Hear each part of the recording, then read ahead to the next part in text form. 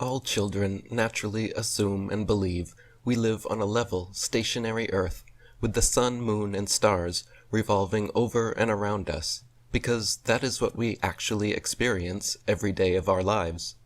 No children before heliocentric indoctrination would ever assume or believe they lived on a tilting, wobbling, spinning oblate spheroid hurtling incredible speeds through infinite vacuum space, because none of that is present in our lived experience. Only after thorough indoctrination through mainstream media and government education do children slowly begin to abandon their actual, natural, everyday lived experience of the world and adopt the new imaginative model espoused by their teachers and televisions. I remember the moment we began studying the solar system in elementary school, and were taught that Earth was a giant blue ball floating in space, spinning circles around the sun. The entire concept sounded ridiculous to me as I sat clearly still and motionless in my chair, while being told the ground beneath me was actually tilting, wobbling, rotating and revolving many thousands of miles per hour in various directions. I could see the flat horizon out the window, at the beach, and from mountain tops, clearly never curving downwards in the slightest, yet I was being told the Earth was a ball, and that if I dug a hole straight down far enough, I would pop out in China and find more sky below me. When the teacher then insisted that everyone in Australia was actually living their lives upside down relative to people on the northern hemisphere, I remember raising my hand confused and asking, why don't people in the southern hemisphere fall off of the ball? To which my teacher readily replied with the heliocentric model's one-word magical answer for all critical questions: gravity.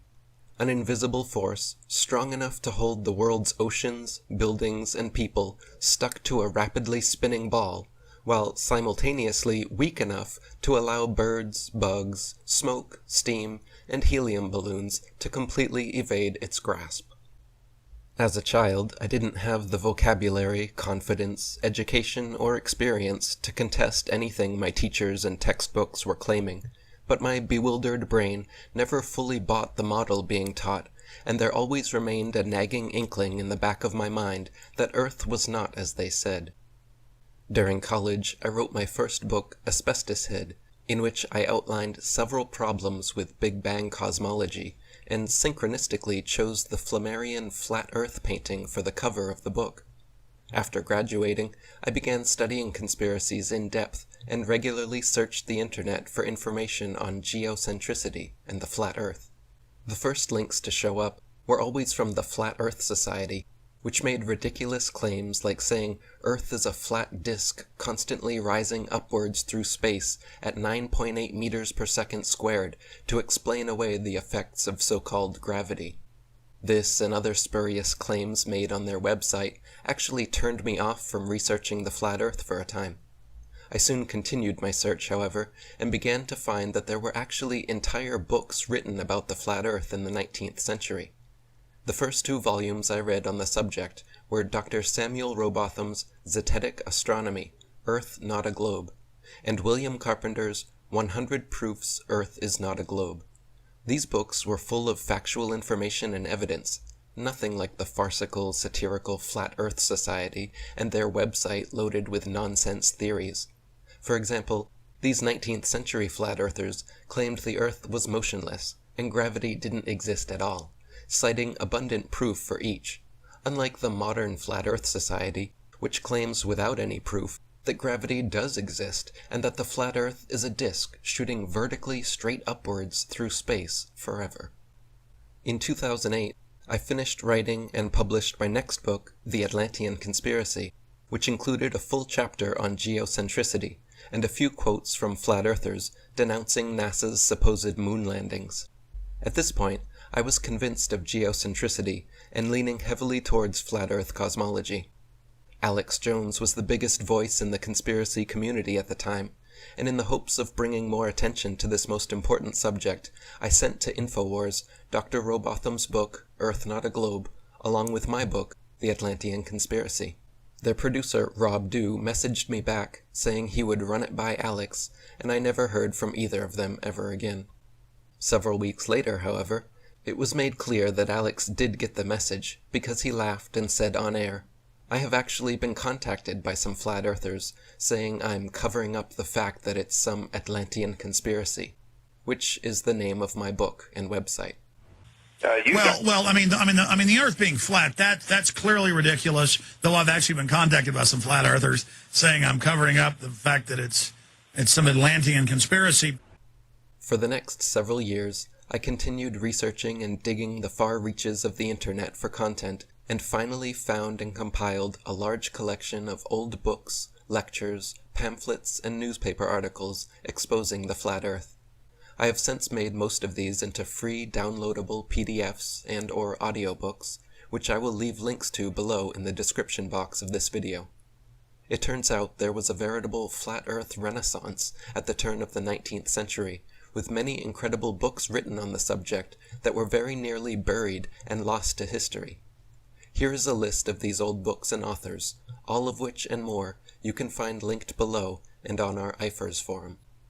Zetetic Astronomy, Earth Not a Globe, by Dr. Samuel Robotham. 100 Proofs Earth is Not a Globe, by William Carpenter. Zetetic Cosmogony, by Thomas Winship. Terra Firma, by David Wardlaw Scott. Kings Dethroned, by Gerard Hickson. Heaven and Earth, by Gabrielle Henriette. The Enlightenment of the World, by John Abizaid. The Sea-Earth Globe and Its Monstrous Hypothetical Motions, by Albert Smith. The Terrestrial Plane, by Frederick Cook. Is Earth a Globe Whirling in Space? By Carl Smith. Chart and Compass, Sextant and Sundial, Latitude and Longitude, Plumbline and Pendulum, Globe or Plane, by the London Zetetic Society. Does the Earth rotate? No, by William Edgell. The Shape of the World, by A. E. Skellum. The Shape of the Earth, by Arthur White. And The Earth a Plane, by John Quinlan. After reading these books, it became obvious to me beyond any shadow of doubt that Earth was indeed a motionless level plane and not a wobbling, spinning ball. As you can imagine, even with all the other conspiracies I had been researching and exposing, this particular revelation completely blew my mind, as it is literally the biggest and most fundamental deception conceivable, which has successfully duped nearly the entirety of humanity for centuries. I immediately felt an incredible, invisible weight on my shoulders to find a way to expose this lie to the world, and began planning what would be my eventual explosion of flat Earth material onto the internet in November of 2014. Fearing for my life, I wrote my entire book, The Flat Earth Conspiracy, in secret, along with my The Flat Earth Conspiracy documentary, several other early videos, and lined up many radio interviews with the intention of mass releasing the flat Earth information I had been creating and compiling for the past years, all at once, so that in case anything were to happen to me, at least I made a big splash and got my information out. I have received several death threats, which I have shown on my blog, but so far nothing has come from them. Since 2014, I have restarted the original International Flat Earth Research Society, made hundreds of flat Earth videos, done dozens of interviews, written 3 more Flat Earth books, released 3 Flat Earth music albums, and narrated a Flat Earth feature film, all available for free to help spread this most important truth. In that time, I've had over 40 videos and 3 entire YouTube channels banned, 3 Facebook accounts banned, been permabanned from LinkedIn, had my music banned from CD Baby, Bandcamp, and TuneCore, my first album banned from all streaming services, banned from PewTube, Reddit, VK, Ike forums, Prison Planet forums, and Above Top Secret forums, and had my entire website, blog, and IFERS hacked and deleted.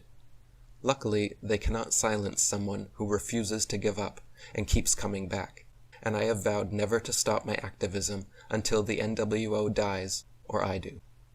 If you haven't already, please follow the link in the description box to all the books and other media I mentioned. If everyone actually took the time to read these old books, humanity would awaken from this deception overnight. It is a travesty that none of these books are read or even mentioned in schools.